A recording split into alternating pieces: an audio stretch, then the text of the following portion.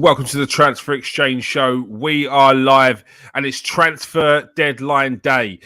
There's 3 hours left of the transfer window, unless you're already got deals in motion. Then you get a little bit of extra time, a little bit of extra leeway, but there's not long left.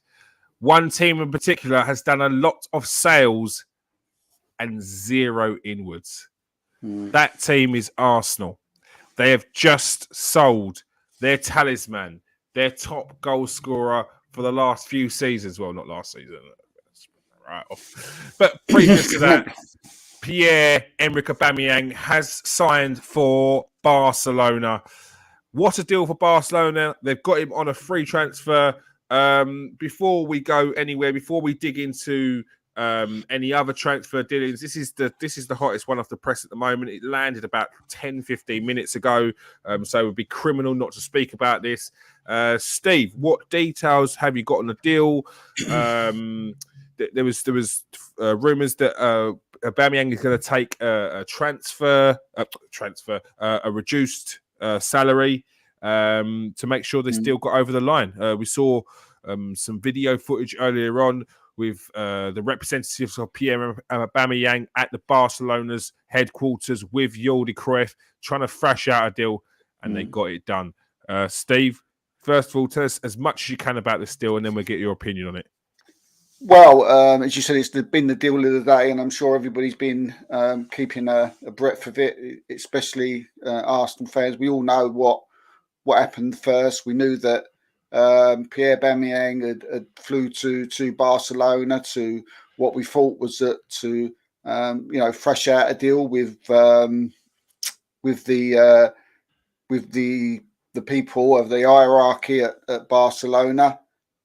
This went on for most of the day. Towards the end of the day, not too long ago, an hour and a half ago, we got told that he wasn't over there. He was over there to visit family, and then it started confusing everybody. Just because we thought, what's all this all about? Well, is this another one of Pierre's games that he plays? And to be me, it wouldn't it wouldn't have surprised me if it was. And then we heard that the deal had ended and the medical had been cancelled, and we all assumed Pierre was coming back and we was going to have him next season. But then it all changed again, and out of the blue, Pierre had signed a 6 months contract with a year, with an obligation to buy after a year. And so with that in there, it more or less sort of said that we're not going to ever see Pierre-Emerick Aubameyang playing at Arsenal again. A little bit more to add to the deal. Arsenal at one point refused to pay any of the wages. Barcelona had to pay the wages if Aubameyang was to leave. But what happened was, in the end, then we heard about Pierre had to have a wage cut to go ahead with the deal, and they obviously sat down with Jordi Cruyff and the other dignitaries at Barcelona, and they was able to come to an agreement. And then you see, next to the Pierre-Emerick was a Barcelona player, and I'm sure you're going to hear a lot of disappointed Arsenal fans one way or the other. You're obviously going to see a few Arsenal fans that are going to be glad he's gone, some that can't work out why he's gone. They can see what Arsenal are left with now. Is it going to be enough? Is it going to be enough? Are they going to buy someone in the next three hours? Are they not? And it's a mad old situation, but up to now, that's pretty much how it is. Yeah. Thank you very much for that, Steve. First and foremost, what's your thoughts on Aubameyang's move to Barcelona? Good move for him. Good move for both parties. I think as far as Aubameyang goes and as Barcelona goes, Barcelona obviously don't have to pay as much wages as what they thought, so that's good for Barcelona. What's also good for Barcelona on his day, they've got one hell of a player, and from Pierre's point of view. He was unhappy at Arsenal. He wasn't happy with things that was going on. There's obviously the trip to France that came back. Obviously, that's sort of prevalent in relevant. Sorry, and and the reason why he's probably gone at the moment. And yeah, as far as Aubameyang goes, he's going to probably one of the, well, if not one of the best clubs in the world. So it's great for him. Is it great for Arsenal? We don't know. We wait to see if it's great on Arsenal or not. From a personal point of view, without going into it too much, I think it's unless something happens in the next 3 hours, I think it's an absolutely awful decision.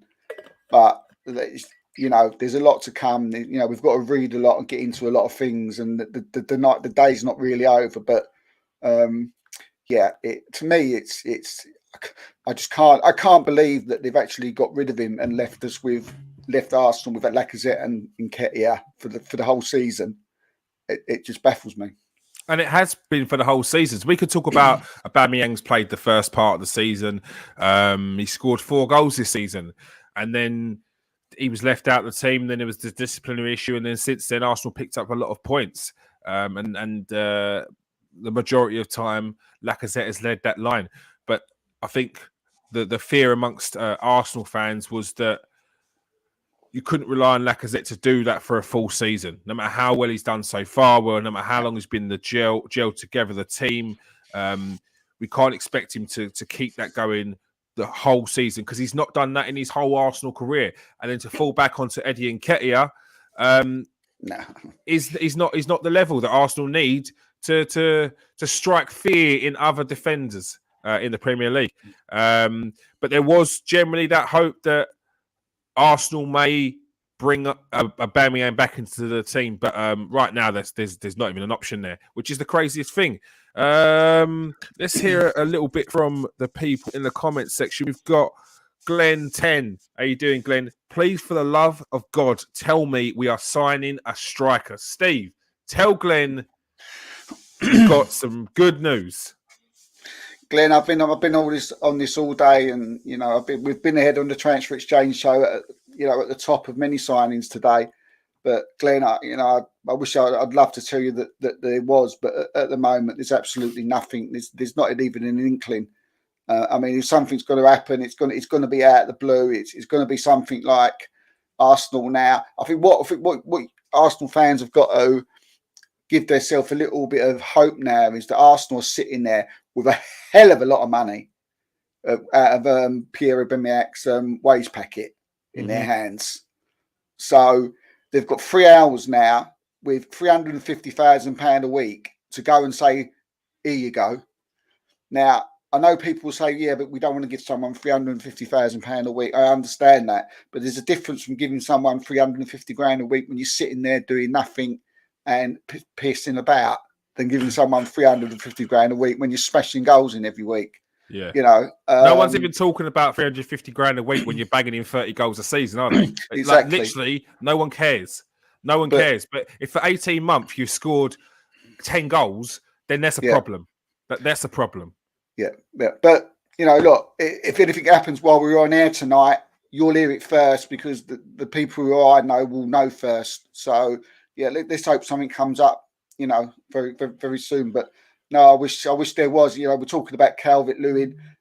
It looks like a summer thing. Isaac, we've been told by the president of Sociedad that he's not available. It's a little bit worrying because other clubs around Arsenal are strengthening. that's a bit scary. Tottenham are strengthening. Manchester United won't be like the way they are for long. They'll start to hit back again. And West Ham, from what I hear, will strengthen before 11 o'clock. So, well, the fact that you're hearing transfer rumours with West Ham, the Darwin Núñez, very well thought about striker. Man City were looking at him previously. Some big clubs are looking at Darwin Núñez, and West Ham are making a play. They see they're in a really strong position in transfer market, and they're trying to push forward. That's the kind of That's the kind of intent you want to see from Arsenal, but they're not showing it, and that's what's worrying the fans. Yeah, I mean, and another thing, we've got to hold our hands up to. I mean, Tottenham have bought in Kulusevski, who was an Arsenal target. You know, he was someone that Arsenal wanted. They've also bought in Bentancur of of Juventus, and I know for a fact, 100% fact, that Tottenham were in talks with Dembele today. Right now, that's intent. Now, whether that goes through or not, when it ain't, like, it probably won't, from what I'm hearing, because I just think the wages are just too much for them. Tottenham have shown intent today to go and get, Usman and Dembele. So, well, that was going to be my next one, Steve. I'll ask you this, because it's funny enough you speaking about that, because there were links with Arsenal and Dembele, and it seems like both parties are not really interested in the deal. And then there was a little bit on Morata, and I'll ask you this: would you have gone, if you was Arsenal, for Alvaro Morata or Usman Dembele in this transfer window? Considering if you really pushed for it, you could probably get one of them. Yeah, I think I would probably have gone for Morata.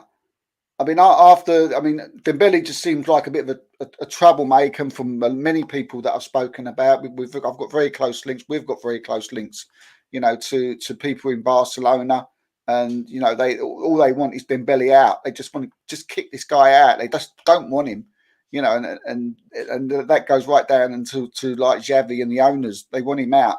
For me, I would go for Morata, and not only that. I think he's more Premiership ready than Dembele. I think if you're talking about coming in straight away and hitting the ground running, I think you're more likely to get that with Morata than you are with Dembele. And I think you're got more chance of probably getting Morata than you would Dembele. And he was at Chelsea, wasn't he, Morata? So he knows the league. So for me, Kieran, I would have gone for Morata. What about you? I think they've both got their pluses. If I'm honest, I wasn't too impressed with what Morata did at Chelsea. But then I'm probably thinking you're putting a £70 million price tag on top of next to his name, and you're expecting a £70 million player. Morata's a good player. Arsenal need another option up top. When we talk about Dembele, we can't get past the fact that he was one of the best young players in world football a few years ago for 120 mil, and he's just fallen off a cliff. To think that a player would have lost that talent, his ability, I don't think that would be the case. Whether he's got the right attitude and mentality at Arsenal, it probably speaks volumes for why Arsenal haven't pushed forward with this, because he's £20 million. He's £20 million. He got bought for 120. Now, if you take that in context, on a business level, it's an easy deal. Yeah. So there's got to be something in the background where people are a bit dubious as to do we really go for this? Do we really push through and pay Dembele the money that he wants and give him the contract that he wants for the duration that he wants? Yes, it's only 20 million, but once we sign him, he's there for a good while. He's there for a while. Because you're not going to be able to get his wages off the wage bill. Otherwise, you're going to do the same thing that Arsenal have been doing for the last 2 seasons, which is letting players go for free. Another thing is Aubameyang and Dembele are friends. So you don't know what Aubameyang's told Dembele, because we don't know what's going on behind the scenes upstairs when they had this falling out. I mean, if they've had talks, Aubameyang might have told Dembele that, obviously, when you're having an argument with someone, you know that you're always going to make your side look better than the other, and you don't know. And if Arsenal did want him, then maybe Dembele didn't want to go anyway. Who knows? All right. If you are watching on Twitter, come over to KS1 TV, smash that like, smash that subscribe button, and join in the chat as well. We're going to be going through the chat very soon to hear what you have to say about your team's transfer dealing so far this season. But I'm going to start going through some of the transfer deals that have happened so far. Usman Dembele has just been just before you go on, mate. Usman Dembele has just been given one last chance, one last option, which is become available to him. That's just been said by Joan Laporta. So I'm just waiting to see what that is. I don't know what that option is yet. So is the PSG one dead in the water? Well, it was the closest one that was more likely it was going to happen. At one point, we did see that it was going to happen, but now it's sort of one last option. So it's either you take this option or you have to you sit in the stands, sit in the reserves. Yeah, you sit in the reserves. So yeah, this hopefully we know what that is soon. All right. So let's get on to the transfer deals today. Christian Eriksen officially signed for Brentford. I mean, I think everyone in world football's got to be happy for that deal to be done. Hey, Steve. Yeah. I mean, it's I put out there today. It's got whatever happens today. This is the one that's got to be the signing of the day, isn't it? I mean, if someone would have told you this a few months ago, we would have all been, very sort of, we would never have thought it was going to happen. But yeah, I mean, Christian Eriksen, he had that, he had in the Euros, he had the heart problem in the Euros, and we never thought we were going to see him in football again, let alone a Premiership. And yeah, I mean, just good luck to him. Good luck to him.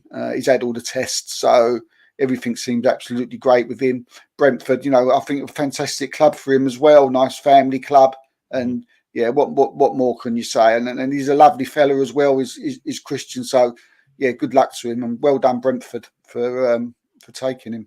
Yeah, definitely. Milan made a late attempt to sign Lille's Renato Sanchez for 25 million plus bonuses, according to Sky, but talks collapsed due to salary demands. The player is likely to try. They are likely to try again in the summer, as the 24-year-old midfielder is seen as a natural heir to Frank Kessie. West Ham are pursuing a deal to sign Benfica striker Darwin Núñez. Núñez is currently on international duty for Uruguay in South America, so completing the deal before today's deadline is going to be tight. Aaron Ramsey signed for Rangers. What a signing for Rangers. Aaron Ramsey's still a player. I'm stunned that no Premier League clubs came in for him. No. Are you surprised, Steve? Well, from my hearing, I think quite a few did, but they was all like the lower, sort of area of Premiership clubs. I mean, I know Burnley come in, I know Watford come in, I know Aston Villa came in as well. So I thought that may be a possibility. There was, I think Newcastle came in for him, but they was just totally. I think he just, if rumours to be true, he just blanked them all off.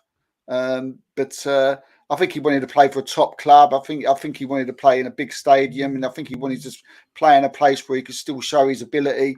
And yeah, I mean, people say what they like about the Scottish League, and but at the end of the day, Rangers are a massive football club, and playing a massive stadium, and and also, I think probably would be a large part of going there would be the fact that he would be in the Champions League as well. So there's a lot of you can see a lot of ticks to for what Ramsey's thinking of. But again, good player. I wouldn't mind us buying him today. Because it's done with him. Any news on the Todd Cantwell to Bournemouth deal? Yeah, that's close. From what I last heard, that was very close. And Todd Cantwell, Bournemouth done a lot of work in this window. And we've spoke about Todd Cantwell quite a lot on this show, and we've never really thought that he's ready for like a top echelon of a Premier League side. But Bournemouth flying high in the Championship, looking certs to come straight back up. And I think with Cantwell, that is perfect club for him to, because I still think he's got a lot to learn. So yeah, perfect club for Todd. And again, good luck to him, young kid. It could be it's his next step for me. Newcastle United tried to sign former Lille striker and current Napoli striker Victor Osimhen. They are not messing around, are they, Steve? No. Any more on but Napoli refused to start any talks of any kind. So that deal was shut down straight away. Sunderland were in talks with Jermaine Defoe. Did that deal go through? Yeah, that again. That's one that's right on the edge. I spoke with a friend of ours on the show, Tom. He said that was close to happen, and not, Sunderland fans seem very excited by it. 38 years old, but still, at the end of the day, Sunderland needs someone to put the ball in the back of the net, and they've certainly got the perfect guy to do it. Definitely. Brighton are in talks with 2 Premier League clubs. Was there any progress on that? There was a few hours ago. Any progress on that? Any news on the clubs that were involved? No, they're still talking. Still talking. No, those two. The names have surpassed me at the moment. I can get them for you, but they're still talking. As far as I know, but I think one of them's close to going through. I might be able to tell you that before the show's out. All right. Burnley signed Wout Weghorst. That's the old AZ Alkmaar forward. Really smashed it a few years ago in the Eredivisie. Very highly thought after. Went to Wolfsburg as well, didn't he? Excellent signing that. Good deal for Burnley. Yeah, definitely. I mean, they've got rid of Chris Wood, so that we knew that they needed a striker. They needed to bring someone in, especially their position in the Premier League at the moment. But Weghorst, I mean, he was linked with Arsenal not too long ago, and Burnley have gone out and they've paid 12 million for him, and they've got themselves a 6'7" striker who's going to cause a lot of problems in the Premier League. And again, I don't want to keep going back to Arsenal, but for 12 million, why can't you get one of these players, get these players up, get them in, but a good signing for Burnley. Everton were considering a move for Luka Jovic of Real Madrid. The player's allowed to leave on a loan. Every signing I seem to hear, every name I seem to hear, I think, could these players not be an option for Arsenal? Like, I hate to bang on the same drum, but we're talking about a team was talking about potentially getting top 4. And now the fans are worried about that team not even getting into Europe with all the other teams near him strengthening. It has to be a worry. Any more on Jovic to Everton, or have they pulled out of that one? No, they've sort of pulled out on that one now, and they said they would let him go, but it wasn't an absolute must. It was like if something comes up and we're happy with the deal, then fine, one of them. But nothing really sort of progressed. And again, it's Everton have done well in the transfer window. So they've had other plans. So no, that's one. Jovic will be there for the rest of the season. All right, Alexander Isak back in Spain. 0 chance of this deal happening. I mean, if they were going to pay a release clause, you would have heard about it a long time ago. You ain't keeping that one quiet. Plus, there's a lot of things they have to do to make sure that deal's done. So, not going to happen. Was it Aston Villa and Man United and Spurs potentially for Basuma? Was that one of the clubs? Yeah, they were clubs that got in touch with him.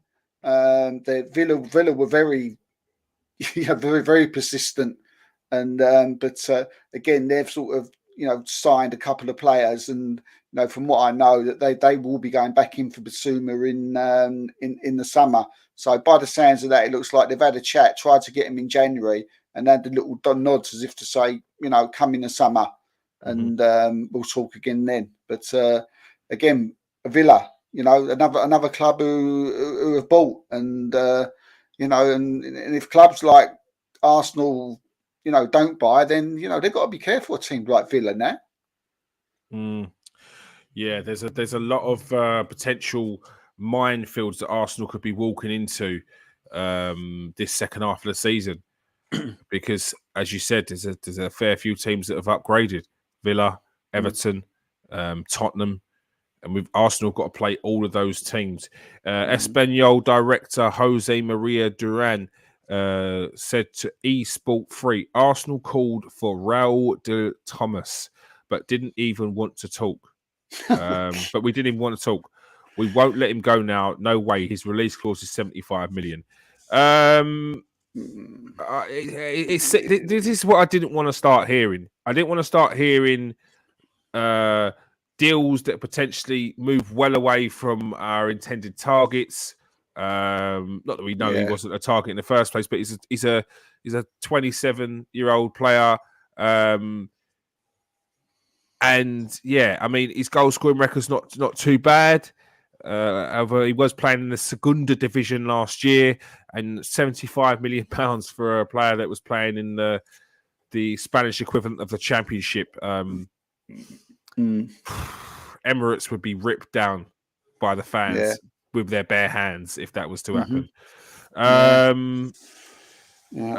Tottenham have got an agreement with Villarreal for Lo Celso on loan with an option to buy. The player has agreed to go. I'm sure that deal's probably done by now. That's done, yeah. It is. He's a Villarreal player.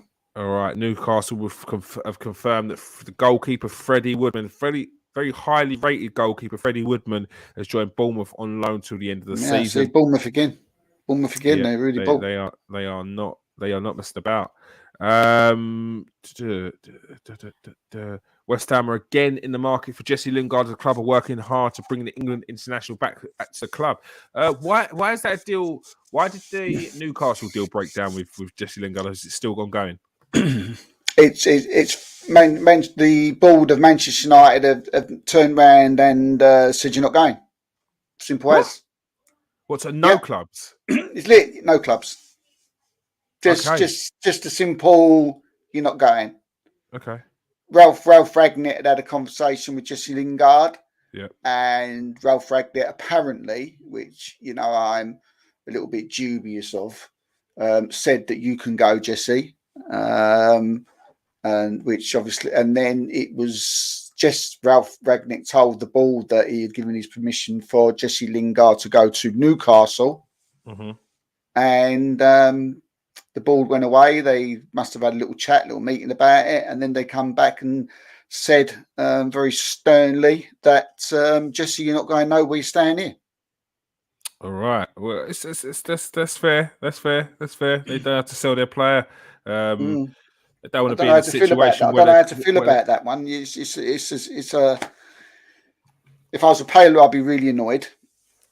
Yes. But I do see, looking at it from Manchester United's point of view, do they need him? But if they're going to play him, fine. But they'd already got rid of Martial and Van der Beek, so yeah. I mean, I can't really, as a fan of Arsenal, I can't really call Man United out for any treatment of a player for keeping him against his will. When I moan about the fact that Arsenal are getting rid of players and not bringing any replacements, so I can't do that. Jesse Lingard's got a contract with the club. It's only got 6 months left. It's not the end of the world. He's going to get a bumper deal at the end of the season, and probably longer than a contract than the normal. Jesse Lingard will be fine. There's Newcastle, there's Everton. I mean, there's West Ham. He'll have plenty of clubs that will come after him at the end of the season. Everton have signed. Have Everton completed the deal? Yes, they did. Everton have signed Tottenham midfielder Dele Alli. £40 million. What's your thoughts on that deal? Good deal for Everton there. Yeah, I think so. I think so. I think with if they can get Dele Alli up and running again, he's still a very young man. It's one of those ones where they know he can play in the Premiership. They know what he's all about. They know on his day he can be an excellent footballer. And I think it's something that Everton have lacked quite a lot recently. They've bought they've got quite a lot of sort of kickers, and they had Rodriguez in there, but they obviously he left, and I think like the signings that they've made with people like Dele Alli, give them that little bit of quality, give them that little bit of ability, give them that little bit of bit of class in that midfield area. I think they need it, and if they can get him going again, I think it's an excellent signing. Definitely. Tottenham Hotspur now pursuing Jed Spence. 2 bids have already been rejected, and the third looks like going in on transfer deadline day. Very athletic player, very quick, strong in the tackle, got a few skills. Jed Spence is a good player. Has he got the consistency to be in one of the top teams in the Premier League? It remains to be seen, but Tottenham again are showing that they mean business in this transfer window. Leon announced the arrival of Tottenham Hotspur Tungai and Ndombele until the end of the season. He initially joins on loan with a fee of 1.4 million, including an option to buy. It's just not worked out with him, has it, Steve? No, it's not. I mean, when he first came, into the Premiership, we just thought, wow, this guy's just, different gravy. We've seen what he could do, abroad. We see what he did first couple of games for Tottenham, and then all of a sudden he just stopped and decided he didn't want to play. He's just one of these ones that just the Premiership isn't for him, and he was. When Conte just didn't like him when he first there, he's someone who's got a bit of an attitude. So I think it's good all round for Tottenham, for Conte, for Ndombele, to pass Gignou and go on to Lyon. Yeah, Crystal Palace completed the permanent signing of Jean-Philippe Mattia from Mainz for 11 million. A 24-year-old striker scored 3 goals in 16 appearances, moving to Crystal Palace on loan with that option to buy it last January. Matt Targett completed his move from Aston Villa to Newcastle United. What else have we got here?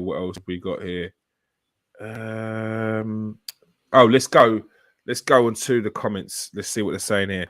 Abba to Barcelona, I'm gutted, to be honest, but I think it's good for Arsenal on a financial side. But the fact there's no replacements, it's freaking ridiculous. Calesto, 100%, mate. I agree completely. Yeah, 100%. It's just genuinely worrying that Arsenal don't have a player lined up. I hope we've all got egg on our face, and come 12 o'clock tonight, we hear Arsenal snuck in a player through the back door, and no one knew about it. It could happen. I don't think anyone knew about the Callum Chambers deal. And Arsenal, of all clubs, are one that like to keep their transfer dealings completely silent. However, not to hear anything, not even rumours about a player, it worries you. Glenn said, "It's my scenario, Kieran. Just sorry, Glenn. Here's my scenario, Glenn. Kieran, Lacazette gets injured. What? Eddie Nketiah. Yeah. There's your argument. I mean, it just I can't get my head around that. I just can't. I know we've tried to get Isaac. Yeah, I know we've tried. I really, I know they've tried. But what I can't get my head around, forgive them for, right at this moment in time, is you don't sell Aubameyang then. You don't sell him. Surely, from a footballing point of view, you just don't sell him. I mean, I just can't. It just baffles me, mate. I can't get my head around it. And I mean, even if you said like Arsenal end up with egg on their faces, if we end up with it, Arsenal fans end up with egg on their faces, it still don't fix the fact that of what I've just told you, what you would be thinking at this moment. No, we've got a chance. Arsenal got a chance of getting fourth in the finishing in Champions League. If we don't buy someone tonight, no chance. Seriously, that's what I think. All right. Guys, let's not kid ourselves. If we are not going to get top 4 finish, even the top 6 is in danger. 1 million outings and 0 incomings. What the F? Yeah, I'm feeling you. I'm feeling your pain there, man. I'm feeling your pain. And exactly how it's feeling. It's just, you just can't get your head around how Arsenal got into the position where they've sold so many players and they've not brought them anyway. And let's not just harp on about forwards. Arsenal down to three experienced centre backs. 3. Now, if God forbid Ben White gets injured, Gabriel gets injured, we've got Holding, and then you've got Tommy Asu's already been out. Yeah, you've got Cedric. One of them gets injured, and then Ben White's got to go right back. You're down to your bare bones again. Now, I know managers like to keep a tight-knit squad. They like to pick the same players week in, week out. But you can't rely on these players at the moment. Like, there's young players in there. There's players that are coming towards the end of the contracts. There's old players in there. It's just a worry. Maybe a surprise Aouar signing. He did change his agency this month. I mean, I think he's not what we need, though, is he? He's not what we need. Yeah, I don't think Aouar's a player that, especially his mentality. We talk about the mentality of players that are coming in, and every player that seems to you hear that might have a bit of an attitude, they're not coming to Arsenal. It's just a no-go. Morata, hell no, he's not feeling it. Any news for striker with Arsenal? No, James. No news at all, mate. We're in the same boat, mate. We're worrying Arsenal aren't going to make any deals happen. We fully hope they are. Fingers will be on that pulse till 12 o'clock. So don't you worry. But at the moment it's a no-go for Arsenal. Yeah. Tottenham and Dembele is a definite no-no, by the way, everybody. All right, Tottenham and Dembele is not happening. All right, I'll get that up. James, Emmy, appreciate the sub. I've just seen it there as well.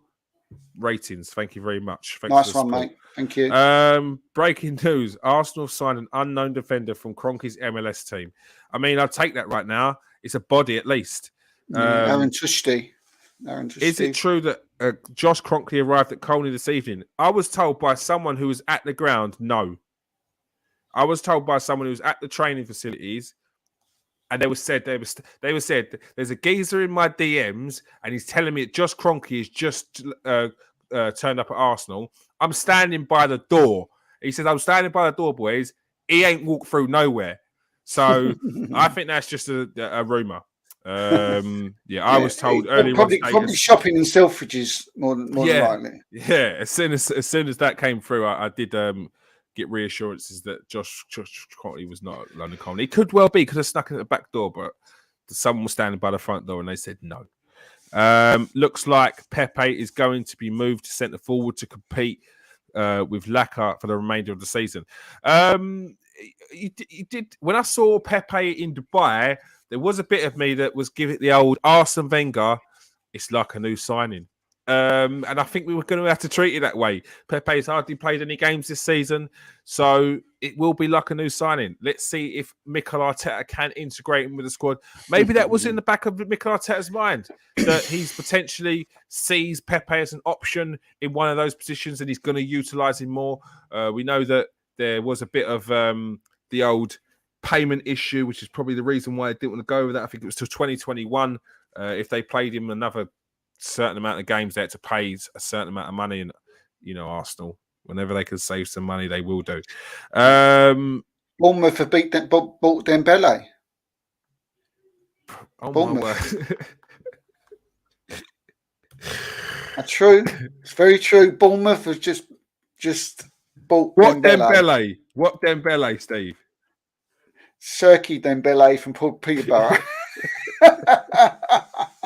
Look, Fred, we've got to try and make a joke out of it. We've got to try, isn't it? So if you don't laugh, you'll end up crying, mate. Crying, well. For you, what's been the biggest deal of the day? Not the what's for you has been the biggest deal of the day? Oh God, it's been a big January. It's been very busy, and I know that. But biggest deal of the day of today or of the window. Let's go today, and then we'll ask at the window. Comment section. Let me know what your Yeah. best deal of the day and what your best deal of the whole window has been so far.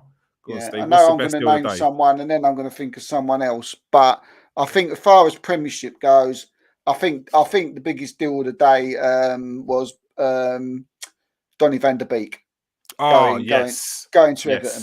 Yes. It I was think rumoured that he was going to be going to Crystal Palace. There was a lot of talk that a move was near, but Everton have managed to tie up Donny van der Beek on loan till the end of the season, and Dele Alli.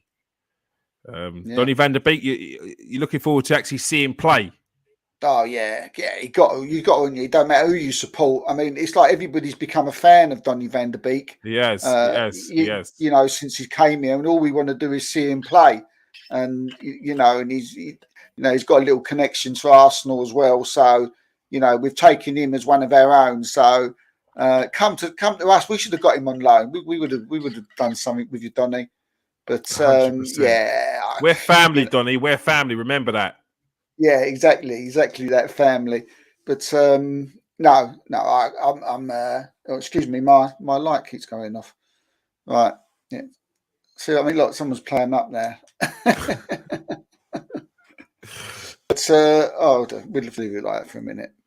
But no, it's I can't wait to see him play. Really looking forward to it. And I mean, I don't know what Man United have been playing at, for so long now. But I'm really looking forward to seeing him play. Steve, I think you broke someone's heart. They actually thought that Dembele was going to Bournemouth. I feel like he's about to lose it. Donny has been given the number 30 jersey at Everton. That's the number of minutes he played for United last season and half of this one. Mate, that's what it feels like. It feels like we're talking about a player who was on the verge of signing for Real Madrid a couple of seasons ago. Only for Man United to come in and show interest and bring him in. A lot of high expectations were for the player, but he just didn't get a chance. I can't even say it didn't work out. He just didn't get a chance. It's not like he played and he was underwhelming. The minutes that we did get to see him play, it looked like there was a player in there. It looked like he could handle the Premier League. But then both you hear, I don't know if it's confirmed, but you hear that Ralph Rangnick didn't feel like he's ready for the Premier League, didn't feel like he's suited for it. And Ole Gunnar Solskjaer just didn't give him the time of day. So It seems like that was his mindset as well, that he's not a player that can play in the Premier League. A little bit of breaking news for you people. A clubs came in for Dean Henderson. Manchester United are in talks with them, and something could be done. But it's an unnamed club at the moment. So in the comments, who do you think that is? I was going to say, who do you think that unnamed club could be, Steve? Newcastle. Newcastle comes to mind straight away. It was the first one that come to my head when I just sent that, and the person is quite a very big Manchester United person. So source. So there's definitely something in that. So we'll keep an eye on it. But that's all I got. Just that it's something that could go up right to the end of the window. All right. Yeah. So, all right. Cool. I've got another bit about Henderson there. I've got. Yep. Same. Different source. Same message. All right. Cool. Sorry about that. All right. No. Too excited. Then this is part of it. So Dean Henderson, a club has put in an offer for Dean Henderson. Yeah. Yeah. All right. What's been your best deal of the day? What's been the best deal of the window for you? This one's going to hurt. This one, Donny van der Beek, I was just over the moon. But this one's going to hurt, and I think the best deal of the window, because I think it will mean so much to the club, and that's Bruno Guimaraes to Newcastle. He could be the player that keeps them up, and he could be. he's not on the same level, but I don't know if the age of you people that are watching, but, I remember in 1996, we had Dennis Bergkamp came to us, and it was the catalyst for everybody else to come. And I think someone like Bruno Guimaraes, who's an absolutely quality footballer, and I know he was offered 3 times the wages he was on, so that he's gone there for the money, no doubt about that. But he certainly could be that catalyst, and he could be that player who keeps Newcastle in the Premiership, and a player that could lead them on for better and higher things in the future. So, but yeah, Bruno Guimaraes, I think he's class. Yep. That deal apparently was 50 million euros in the end. I think a percentage had to go to his former club in Brazil. There was sell-on fees as well. So it's quite a complicated deal, but Newcastle got the man. Sometimes you've got to pay that extra bit of money to get these deals over the line, and it's part of football. It's part of football. It's not new. Years ago, we saw Carlos Tevez move to West Ham, to Man United. And certain agents' fees stopped Man United pushing through with that deal to make that a permanent deal. He went on to Manchester City, and he won the league there as well. So it's part of the game, and it generally happens with South America players. It's just a different type of transfer. They've got the right mixture, Newcastle, haven't they? I mean, Kieran Trippier, you would say, is a top player, and then they had Matt Taggart of left back. I don't really know too much about you. You've done, if you know a lot about it. And then you had Bruno Guimaraes, and then you've had Chris Woods, and they was hoping to add Jesse Lingard, but again, they're from what I'm hearing, they're working hard, and they want to get another one before the end of the day. Yep. What's got here? Jesse Lingard, Dean Henderson, an 18-year-old winger. Alvaro Fernandez have been told they are going nowhere this window, despite heavy interest for the trio.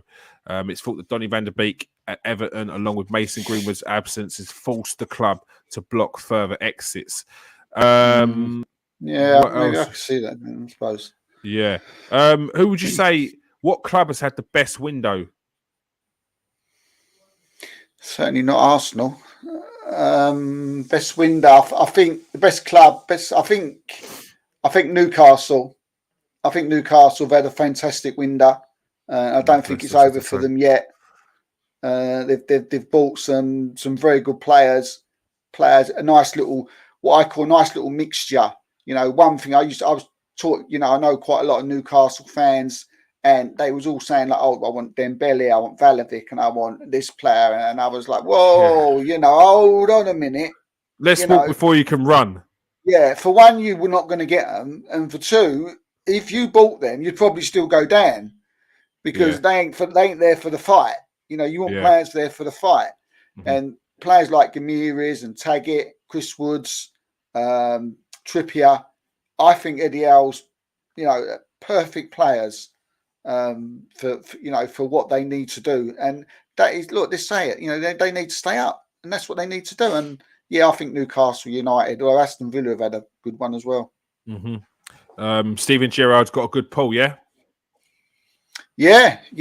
think it's his name, isn't it? As soon as if he's a manager, then you got like, I mean, it is, isn't it? If I'm going to a club and Steven Gerrard's the manager, it certainly gives you that extra little bit of a lift, or that little bit of kick to go to to be under him, because he's always been respected everywhere, no matter what he's done. So definitely he's got that little bit of a pull. And Everton not just making signings with players, but bringing in Frank Lampard in. Yeah, Frank Lampard. Again, I'm not. I think it's a good club for Frank. I don't. As long as he doesn't, go, run before he walks. Because I think he made that mistake at Chelsea, and I think that's the why he got the sack. I think Everton to be a good club for him. Everton fans are very, they get on people's backs very easy. If you're not doing it well, but all they like to see is your team trying and getting stuck in, and and they'll be happy. But Lampard, for me, he's still got a lot to prove. He did all right at Derby. He did all right his first thing at Chelsea, and then when the pressure got on, he sort of fell apart a bit. And and a lot of clubs, he went for interviews and they turned him down. But yeah, I mean, good luck to him. I like Everton. I like Everton fans. So yeah, let's see what happens. What do you reckon? Why do you think Everton took the punt on Frank Lampard after, as you said, he was in talks with a fair few clubs? I know that there was talks with Crystal Palace, Newcastle. Maybe Newcastle wasn't the right move. I think if you look at the appointment of Eddie Howe to Newcastle, it's probably the smartest move. They've got a young manager, a manager who's had to deal with relegation dogfights, knows the right characters to bring in, knows how to play games. Knows how to get a squad going that's probably down in the dumps. So they probably made the right appointment with Eddie Howe. But why do you think Everton took the punt on a Lampard who's been dismissed from other clubs? I think I mentioned Derby there, and and how he sort of started to fall apart at Derby, but by the most of the time he was there, he was really he did well. He was doing quite well, and similar to the what we were just speaking about with Steven Gerrard. I think like if you're a young player and you're going to a club, you're looking at Frank Lampard. You can remember Frank Lampard from look, whether you like him or not. Frank Lampard's been there, done it, got the T-shirt. He's England international. He's won the Europe. He won the Champions League. He's won the league titles. God knows how many times, 4 times. So players are going to respect him when they go to the club. So I think Everton getting him in is good, and I think the fact that he's gone there, I think is a big reason why people like Van der Beek and Dele Alli, who are still young, they would remember Frank from these days at Chelsea. I mean, let's face it, he was a world class footballer, similar to Gerrard. So I think they've got that pull, and I think with these top young players, I think that's what he's got. He's got that pull, but he's just got to. I think he's just got to brush up on his management a bit. I think. Yeah. All right.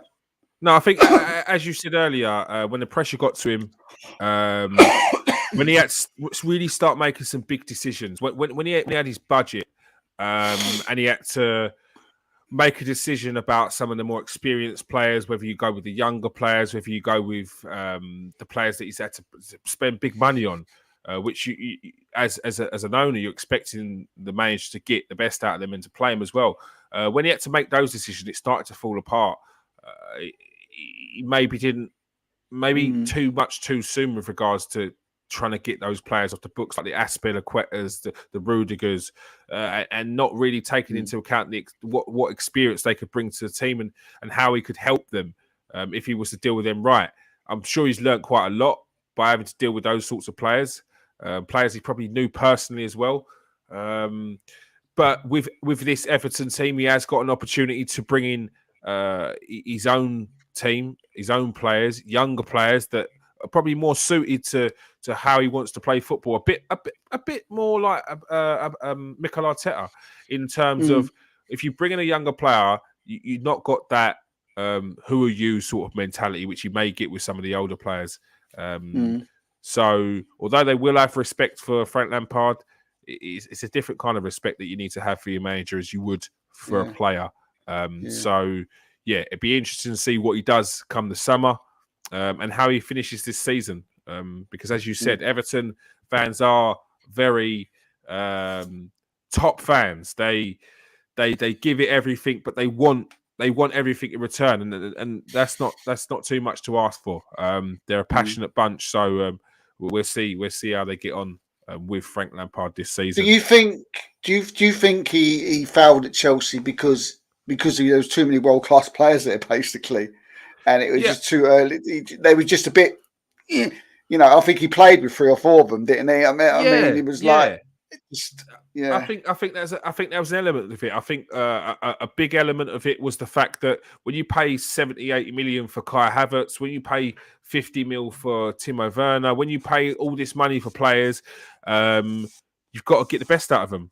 And he just simply wasn't getting anything out of the likes of Timo Werner at all.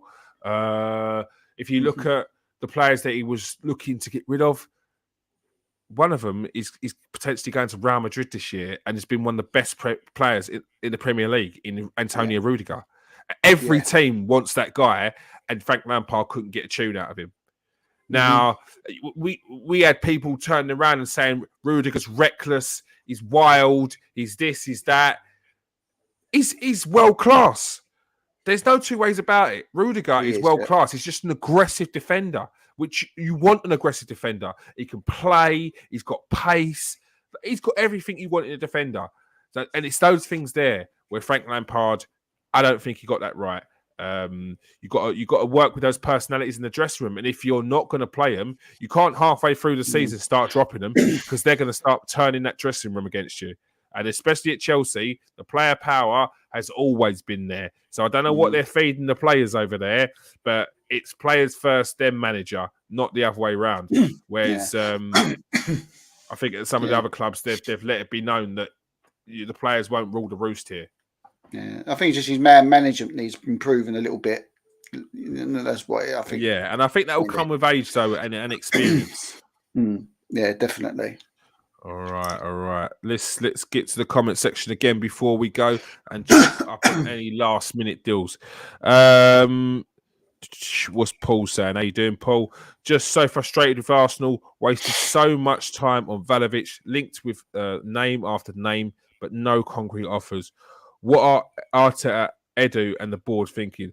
Do they know something we don't?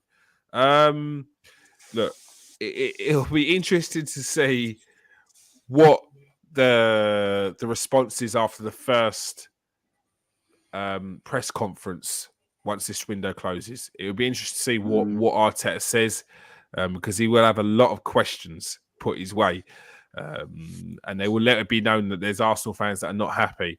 But what it boils down to is we can all say there's no way Arsenal will get in top 4, there's no way Arsenal will get in top 6.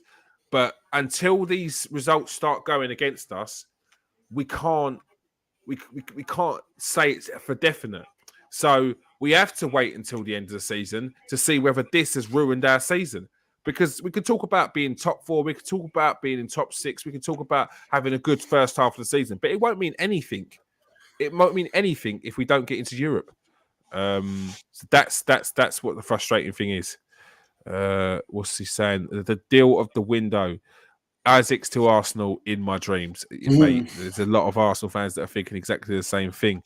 He says that Coutinho, jokes aside, Coutinho to Villa and Bruno to Newcastle. Yeah, I mean, that Coutinho to Villa, a lot of Arsenal fans were poo-pooing a Coutinho, but I mean, I know he scored only a tap-in on his first game, but I just can't see it being a bad move. What is it, a loan till the end of the season? Is that with an option, Steve, or is that just a straight loan for Coutinho? I think it's an obligation, isn't it? To the end of the season. Yeah, I think, and then because I think Steven Gerrard would love to keep him, and Barcelona would love to get rid of him. So I can't see any problem there. All right. Alan Moore, our good friend Alan Moore. Go and follow Alan Moore on Twitter and go and listen to Russian Radio 105.3 Capital FM, Russia's only English-speaking radio station in Moscow, people. All right. Howdy from Moscow. 2 quick ones. Has Brexit hit transfers into the UK? No more surprise signings from Holland or Germany. Yeah, that's a good point. It's a good point. I'm sure it has made a difference. I'm sure Brexit has made a difference. Yeah. What's your thoughts on Brexit having an impact on the transfer window, Steve? Again, we don't know. We can only sort of surmise whether it has or whether it hasn't. But it's a fantastic point he's made there. Mm-hmm. When you think about from Europe, that European players and European clubs. There hasn't seemed to be much going on. I generally think that clubs always seem to find money from somewhere. Yeah. I mean, if I hear, if I hear once more that I thought Barcelona haven't got any money, I think I'll scream. Because I'm convinced now that people they've got money. They've got money. And if they want money, they'll get money. Find it. And so it's Juventus. How can they do that? They can't afford him. They can. If they they've bought Vlahovic. Barcelona are going to be paying Aubameyang's wages. So it's all rubbish. The fact that they ain't got money. So I think we can draw a line under that now. And another thing as well. Again, it's to do with Alan's point.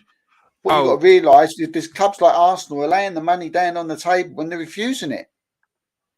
So it can't be that bad, can it? Yeah, I know what you mean. Arsenal have actually made a signing. Aston Trusty from... Is it Aston Trusty? Yeah, Aston Trusty from Colorado Rapids. So Arsenal have made a signing, people.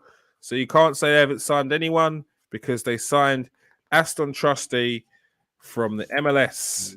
We'll have to check him out. We definitely have to check him out because I'm not going to have an opinion on him. I've not seen him yet. So Arsenal have signed a player, Austin Trusty, plays for Colorado Rapids. So it'll be interesting to see what he's saying. Amid all the madness, Charles Watts says, amid all the madness tonight, Arsenal have announced the sign of Aston Trusty from Colorado Rapids. A 23-year-old defender will remain with the Rapids on loan until the end of the summer. So he's not even at Arsenal until next year. Arsenal are then planning to send him on loan to Europe as well.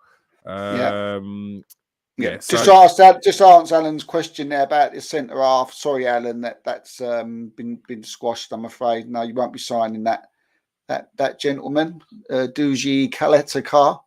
So but there's still a few hours left, and still 2 hours to go. All right. What's this one? What's it? Kiefer Moore. Kiefer Moore has completed the signing. Bournemouth have completed the signing of Cardiff striker Kiefer Moore. That's the Welsh international. Once again, Bournemouth are doing everything they can to get back into the Premier League, aren't they? The Ali one done. I think that is pretty much it for us tonight, guys. Well, not for the transfer window, and not for the transfer exchange show on the Twitter page. If there are any big deals, don't worry, I will jump online and give you a little shout. So we definitely want to hear your opinion on it. But yeah, you know where to come first. You know where to go. Where if you want to hear the latest transfer dealings, it is the Transfer Exchange Show on Twitter. If you are new to the show, please smash that like and smash that subscribe button. All the support is much appreciated. Let's quickly go to the comments before we go. Ryan says, Bournemouth have signed so many players. Yeah, right, they have, mate. They have. And good ones as well. Todd Cantwell, Kiefer Moore. They're making big moves to come up. Is it Scotty Parker still the manager there? They're not messing around. I did mention you did, but I didn't believe you. I thought you was another joke. You make too many jokes, man. And then when it comes to something serious, I was like, I didn't believe you. Like, Peter, what's it called? Peter Cries Wolf or something? Because it's something like that. It is. Yeah. The boy that cried wolf. That's add-ons, lots of young under 18 Irish boys heading to Italy and Germany. Maybe we'll see an Ireland team getting out the group stages in the World Cup, Alan. You know, me and you, we'd love that. Getting into like a latter stages, doing a bit of a Wells. Maybe you'll see that. Maybe we will see that. Abba is currently doing his medical at Barcelona. I'm going to hire you as the little side guy there, Callisto. Love that. Thank you very much. He sneaked out the back door, apparently. He did. Don't give me that rubbish. But look, when someone's turning around to you and saying that He's gone over to Barcelona to see his family on transfer deadline day while his representatives are at Barcelona trying to thrash out a deal. You're still going to try and tell me you believe that same man about that his flight was delayed to back to England from France? Get in the bin, mate. Do not tell me talk rubbish. You can't pick and choose your lies, Abba. Not buying into it. What are we saying? Late to the stream. Gonna sign anybody, lads? Steve, give Correx the good news. Good evening, Correx. I hope you're well, mate. But at this moment, there's nothing that looks like it's going to happen, and we still look. There's still a couple of hours left. Arsenal have now got 350 grand's worth of wages sitting in their hands. If you look at it from a manager's point of view, you've only got two strikers, both whose contracts ends in the summer. One's in their 30s, the other one who's just not, unfortunately, Arsenal standard.